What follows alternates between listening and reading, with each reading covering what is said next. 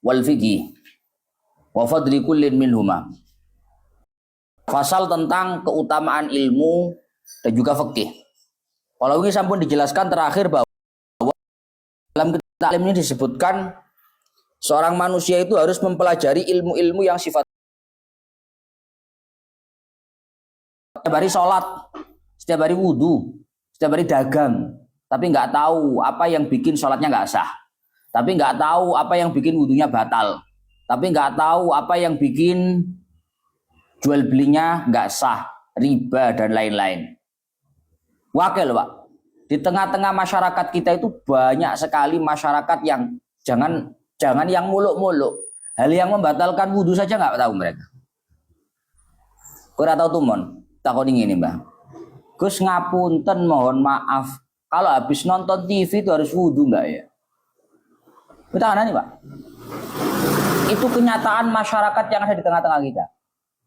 Tuh, nah, kok nonton TV takon wudhu? Itu saking tidak tahunya apa yang membatalkan wudhu tidak tahu.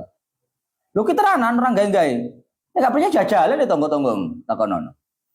Sing batal wudhu napa mawon? Hah? Mari mangan jarine kudu wudhu. Hah? Lah iya, Pak. Artinya apa?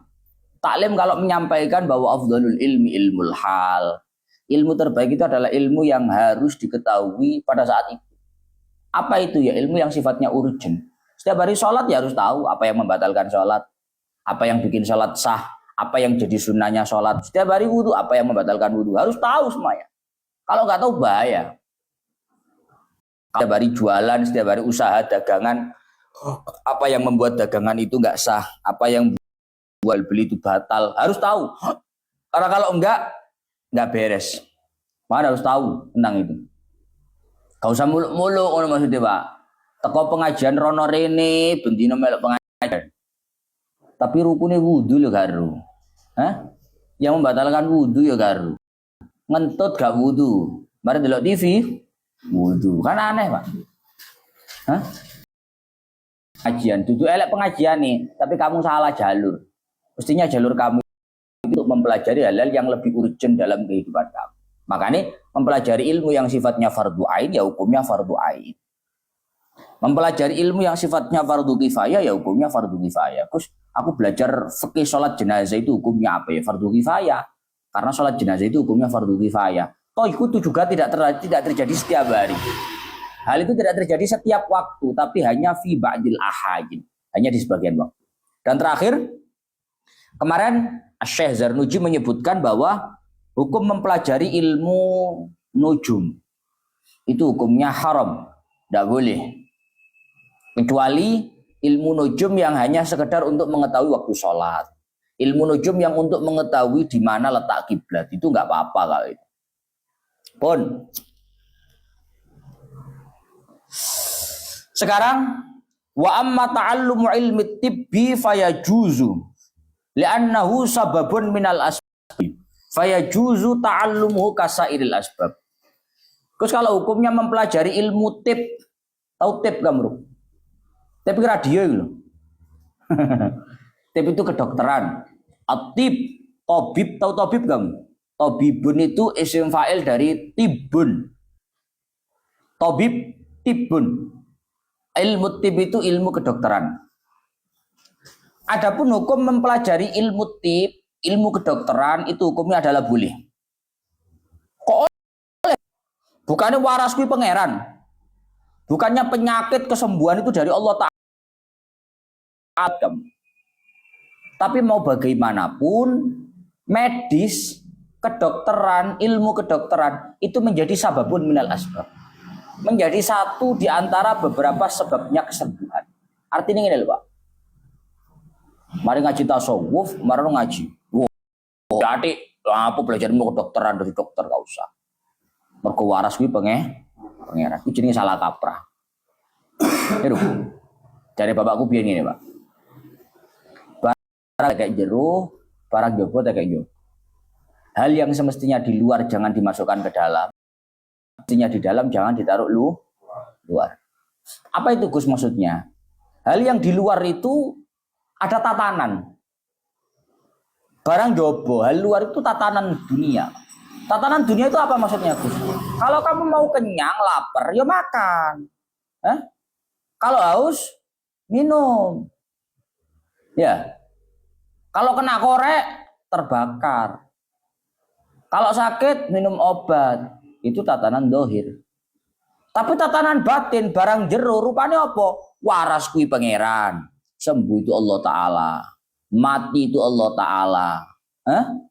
Kenyang itu Allah Ta'ala. Semuanya Allah Ta'ala. Itu urusan dalam. Jangan sampai yang dalam taruh luar, luar taruh dalam. Salah kaprah kamu. Contoh, luar taruh dalam. Apa luar taruh dalam itu, Gus? Obat sembuh. Operasi sembuh. Kalau enggak operasi mati. Itu luar. Dileboknya jero hati. Tuh, iki lek sampai gak tuku obat mati bojoku. Jadi mati gara-gara gak dileboknya Salah. Kamu akan menuhankan obat di sana. Kamu akan mengkultuskan dokter di sana. Ya Allah, Pak Dokter, namung panjenengan saged marasaken. Iya. Itu namanya barang luar ditaruh dalam. Salah. Nggak waktunya. Tapi sebaliknya juga sama, nggak waktunya. Apa itu? Barang dalam ditaruh luar. Barang dalam itu apa? Oh, sembuh itu dokter.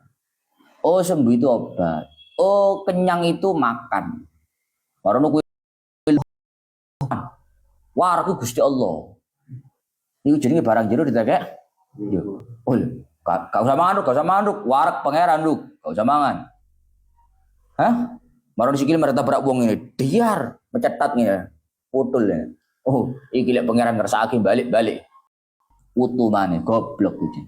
Itu namanya barang dalam kamu taruh luar, ndak waktunya. Paham? Ono korek ngene. Moro-moro kancane dikorek ngene. Lho, cok ngono rek panas kok. Panas iku pangeran gak geni. Lho, iku urusan jero ati. Ojo begene kancamu ngene iki. Oh, tak antemi kan. Paham ya? Itu namanya barang luar taruh luar, barang dalam taruh dalam. Jangan dibalik. Urusan rizki ku teko pangeran itu urusan hati, kamu harus yakin. Paham? Urusan dohir, ya kerja. Dodolan, dagangan, usaha, ya begitu. Kalau dibalik tidak bisa. Dibalik itu pripun maksudnya? Barang jobo, kerjaan, duit. Rizki kerja. Itu kayak jero ati. Di PHK stres, paham? Dipecat karo bos, ya Allah, penemangan apa? Penemangan apa? Dipecat ngene. Loh, iku jenenge barang luar ta kayak jero. Kehilangan pelanggan ditangisi, ya Allah.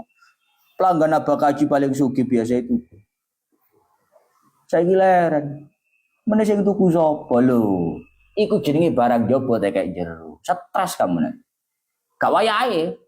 Semono kok sak walike, barang jero ta kayak jobo. Rezeki ku pangeran, marono ngene, ngleset tok lenger-lenger ngene. Ngeler manuk baru. Gak kerja ruko rezeki pangeran. Gak ngarep gak dikei rezeki pangeran. Gak mangan temen aja nyalano aku kan. Paham ya? Itu namanya luar dalam, itu harus diposisikan di posisinya masing-masing. Dah. Ilmu kedokteran itu menjadi salah satu sabab. Menjadi salah satu jalur kesembuhan. Oleh karena itu, kalau itu menjadi salah satu jalur kesembuhan, mempelajari adalah kebolehan. Bahkan faqad tadawa an-nabiyyu. Bahkan Kanjeng Nabi juga pernah sesekali beliau itu tadawi, berobat. Kanjeng Nabi kurang piye? Tawakale gede, percaya waras iku pangeran, tapi ya berobat pernah. Paham ya? Waqad hukiya 'ani Syafi'i annahu qala al-ilmu ilmani. Ilmul fiqhi lil adyani wa ilmu tibbi lil abdani. Bahkan dawuh Imam Syafi'i, ilmu itu ada dua model. Yang pertama ada ilmu fikih. Ilmu fikih itu untuk agama. Ada ilmu tib, ilmu kedokteran itu untuk badan. Ada dua. Pertama ilmu fikih itu untuk biji itu ngaji di lereng ini. Ilmu itu ada dua. Yang pertama ada ilmu fikih. Ilmu fikih. Ilmu fikih itu untuk agama. Wa ilmu tibbi lil abdan. Yang kedua ada ilmu kedokteran untuk badan kita. Wa ma wara'a dzalik. Adapun ilmu selain itu semuanya yaitu hanya tambah-tambahan saja. Yes. Wa ma tafsirul ilmi fa huwa sifatun yatajalla hiya bil madhkuru. Adapun penafsiran atau penjelasan dari ilmu itu adalah sifat yang dengan sifat itu seseorang menjadi tampak jelas apa-apa yang ingin dia ketahui. Bagus, ilmu itu jalan untuk kamu mendapatkan titik terang atas apapun yang ingin kamu ketahui. Mau buka usaha, oleh tagak yo, dibuka kitabnya. Oh ternyata begini. Oh berarti transaksi yang seperti ini yang saya praktekkan itu nggak boleh. Usaha model yang saya lakukan ini nggak boleh. Jadi terang benderang, orang mamang, lakar yo budal, lakar enggak, gak mamang. Kadang ono wong wis budal sik mamang. Ini oleh tagak yo kerja ini. Karena tidak ada ilmunya. Tapi kalau orang itu sudah punya ilmunya, begitu dia sudah tahu ilmunya boleh, dia akan melangkah. Kalau tidak dia akan mundur. Wal fiqhu ma'rifatun nafsi ma laha wa ma 'alaiha. Kurang. Wal fiqhu ma'rifatu daqaiqil ilmi. Qala Abu Hanifah rahimahullah, al fiqhu ma'rifatun nafsi ma laha wa ma 'alaiha. Sedangkan fikih itu adalah mengetahui ilmu-ilmu yang sifatnya itu jelimet, daqiqah. Jadi ilmu fikih itu termasuk ilmu yang daqaiq, Pak. Ilmu yang jelimet. Kamu enggak tahu, Pak. Gua ngaji fikih gue yo, lek sing dikaji fikih tenan, ora fikih sing ecek-ecek mukhtasar. Bahas bab salat tak 5 tahun gak hatam.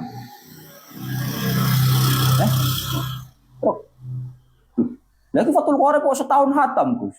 Fathul Qorib ngaji aja jangan ngaji majmuun. Bab salat tak setahun gak hatam. Karena apa? Karena ilmu fikih itu daqaiqil ilmi. Termasuk ilmu-ilmu yang daqaiq, ilmu-ilmu yang jelimet. Jadi dalam fikih itu ada klasifikasi, Pak. Ada ilmu itu ilmu yang sifatnya diketahui oleh semua orang. Apa itu contohnya? Wajib. Iku pocok ndiae wong Indonesia iku kabeh sak kudu niru. Lek sembahyang wajib. Puasa Ramadan wajib. Ro. Ada ilmu itu yang sifatnya daqiqah. Jelimet. Jelimet itu contohnya kayak apa, Gus? Akeh. Mendetail cara hukum. Tasyahud awal, ayo. Lek lali oleh balik tagak. Lah, jelimet. Gak kabeh wong Ada yang lebih detail lagi namanya daqiqatut daqiqah. Iku ana nang fikih, ana jelimet. Jadi fikih itu pertama ada bungkus kedua, semakin ke dalam. Dan itu kalau dipelajari tidak ada habisnya. Makanya fikih itu cara dine nang gini itu adalah ma'rifatut daqaiqil ilmi apa ulum? Ma'rifatut daqaiqi daqiqah. Hal-hal yang jelimet dari ilmu. Uang seahli fikih uang utun tenan, ngerti utun nang? Ngerti utun enggak? Utun ya apa ya? Tekun, teliti. Karena fikih itu Pak pembahasan nih jeleret wow ngono. Hah? Iki lek Pentium rapati gede, angel gampang hilang. Paham ya? Lu agitmu, Fathul Qorib tak akan melbudak kabeh yo. Angel, Pak. Makanya kudu utun, karena memang daqaiq jelimet. Wa qala Abu Hanifah al-fiqhu ma'rifatun nafsi ma laha wa ma 'alaiha. Sedangkan menurut versinya Imam Abu Hanifah, fikih itu adalah ma'rifatun nafsi ma laha wa ma 'alaiha. Fikih itu menurut definisinya Imam Abu Hanifah, ketika diri ini mengetahui apa yang manfaat untuk dia dan apa yang tidak manfaat untuk dia. Fikih itu apa, Gus? Fikih itu mengetahui apa yang baik untuk dia, apa untuk dia. Yes. Apa itu dideh? Ini dideh. Apa dideh? Getih, dibekukan, diiris-iris. Apa itu jare wong enak boleh. Gak apik. Kok iso gak apik? Krana munggu syariat haram. Lek karo syariat ya haram no tengeri gak apik. Nah, itu begitu. Paham?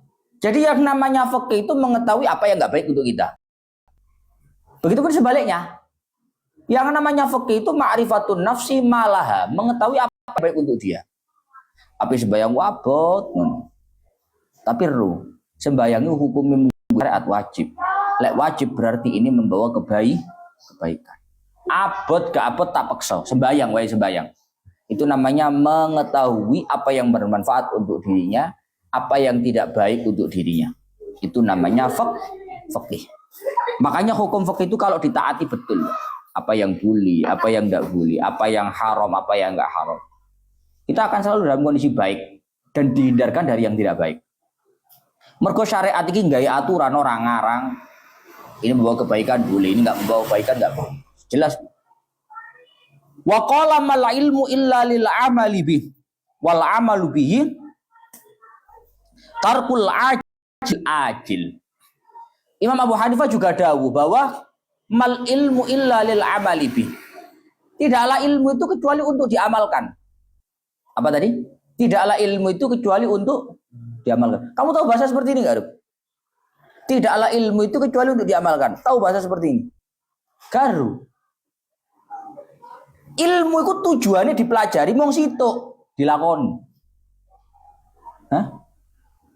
Mal amal ilmu illa lil amali bi.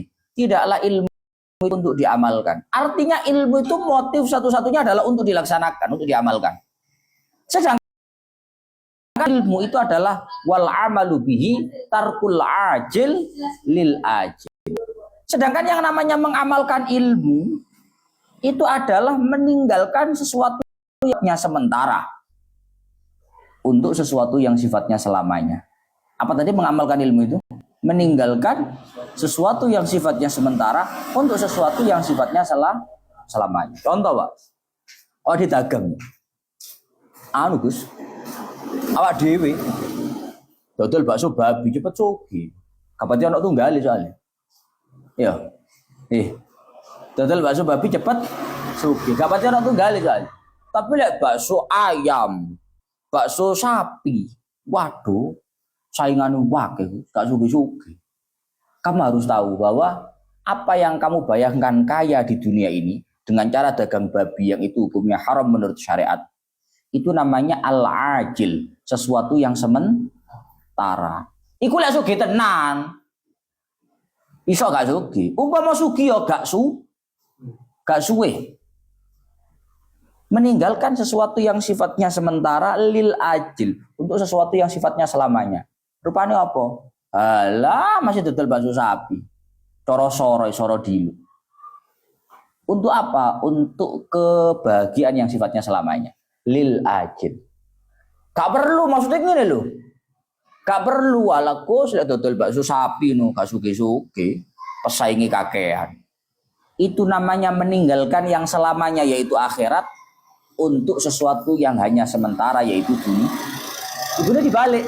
Praktek mengamalkan ilmu itu adalah melakukan meninggalkan sesuatu yang sifatnya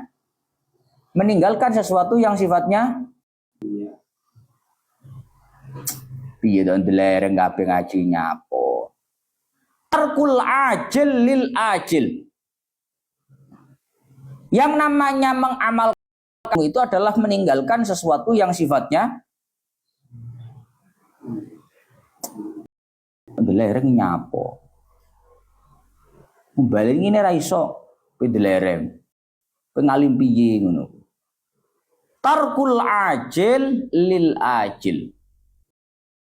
Yang namanya al-amalu bil ilmi, mengamalkan ilmu itu adalah sesuatu yang sifatnya sementara semata-mata untuk sesuatu yang sifatnya selamanya. Tarkul ajil lil ajil. Meninggalkan sesuatu yang sifatnya sementara untuk sesuatu yang sifatnya selamanya. Sesuatu yang sementara itu dunia, sesuatu yang selamanya itu adalah akhirat. Pun ya Allah ya Rabbi ya Karim fayam bagilil insan alla yaghfula an nafsi wa ma yanfa'uha wa ma yadurruha fi ulaha wa ukhraha fayastajlibu ma yanfa'uha wa yajtanibu ma yadurruha kaila yakuna aqluhu wa ilmuhu hujjatan alaihi. Maka dari itu, bagi seorang manusia jangan sampai melalaikan dirinya, melalaikan apa yang membawa manfaat untuk dirinya, melalaikan apa yang membawa madarat untuk dirinya. Artinya apa? Kok kudu sadar, Pak.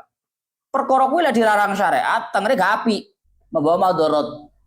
Dan kamu harus sadar kalau sesuatu itu diperintah syariat, itu artinya membawa kebaikan untuk orangnya. Kalau membawa kebaikan, ya lakukan. Kalau nggak membawa kebaikan, tinggalkan. Karena apa? Karena diakui atau tidak, perintah syariat dan larangan syariat itu semuanya akan membawa kebaikan fi ulaha wa ukhraha. Akan membawa kebaikan untuk dunia dan akhiratnya diri kita. Jadi ya jangan sampai lali lah. Intinya mawas diri itu jeli. Apa yang boleh, apa yang nggak boleh, apa yang manfaat, apa yang nggak manfaat. Harus ketahui semuanya. Kaila yakuna aqluhu wa ilmu hujjatan alaihi. Apa kok harus mawas diri? Oh ini boleh, ini nggak boleh. Oh ini haram, ini halal. Oh ini wajib, ini nggak wajib. Agar ilmu akal yang kita miliki ini tidak menjadi hujjah yang memberatkan atas kita. Hujjah itu argumen. Agar akal kita dan ilmu kita yang memberatkan kita kelak di hari kiamat. Mergo ngene, Pak, wong duwe ilmu pilihane loro. Lek gak ilmune dadi hujjah sing apik, dadi hujjah sing elek. Dadi hujjah sing apik itu hujjah sing elek. Hujjah sing apik cara ngono, weh hebat arek rek. Cara duwe ilmu pantas banyaknya ilmune menuntun kepada kebaikan. Ya, itu jenenge hujjatan lahu. Ada hujjah alaihi. Cara misalnya menen akhirat rapotan lho, bajingan arek rek. Ana ilmune iki lho kaya ngene, ngono lho. Paham ora? Itu lebih parah kok cara bahasa kita hujjatan alaihi. Itu menjadi hujjah yang memberatkan atas pemiliknya. Agar tidak seperti itu, maka kita harus mawas diri. Oh ini boleh, ini nggak boleh. Ini haram, ini nggak haram. Ini manfaat, ini nggak manfaat. Harus semuanya. Na'udzubillahi min sukhtihi wa iqabi. Wa qad warada fi manaqibil ilmi wa fadailihi ayatun wa akhbarun sahihatun masyhurah lam nashtaghil bi dzikriha kai la yatulal kitab. Sebenarnya berkaitan masalah keutamaannya ilmu, keistimewaannya ilmu, fadilahnya ilmu, masih banyak ayat-ayat, masih banyak hadis-hadis yang tidak disebutkan dalam kitab ini. Kenapa kok nggak disebutkan, Gus? Agar kitabnya tidak terlalu panjang. Mergo kitab taklim itu kitab mukhtasar, kitab ringkas, kitab kono kelas-kelas itu. Opo gak ada gede, Gus? Ada kitabku macam-macam, ono mukhtasar, ono matan, ono syiah dan modelnya masing-masing.